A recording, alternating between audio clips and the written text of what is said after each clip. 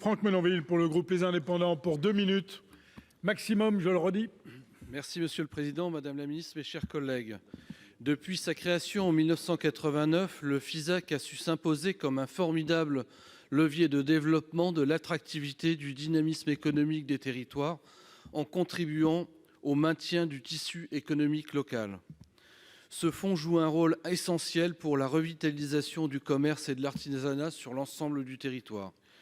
Il constitue donc un instrument de développement local très important puisqu'il a financé jusqu'à 1000 projets annuels de soutien, de revitalisation, de reprise d'entreprises commerciales et artisanales de proximité.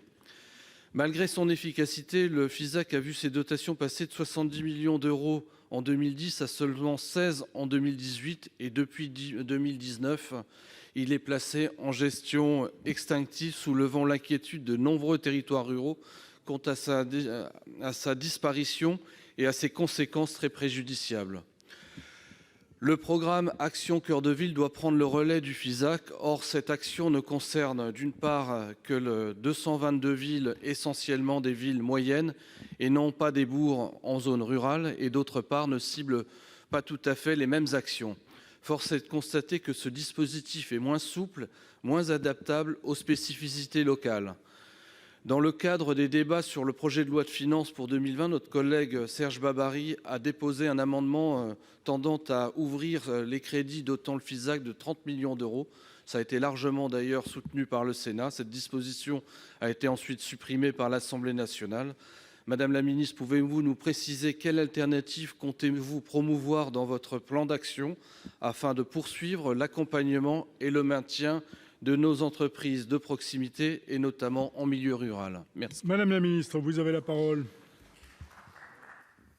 Monsieur le sénateur, merci pour votre question. Tout d'abord sur le FISAC, vous savez que le FISAC, allez, je vais le dire très simplement, a disparu.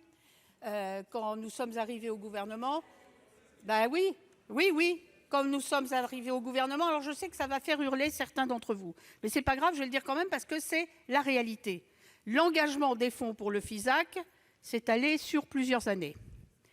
Je tiens à le préciser. Donc il a fallu trouver un système de remplacement et je voulais vous dire tout de même, pour répondre aux questions successives qui se posent, le FISAC c'était 15 millions d'euros sur le dernier budget.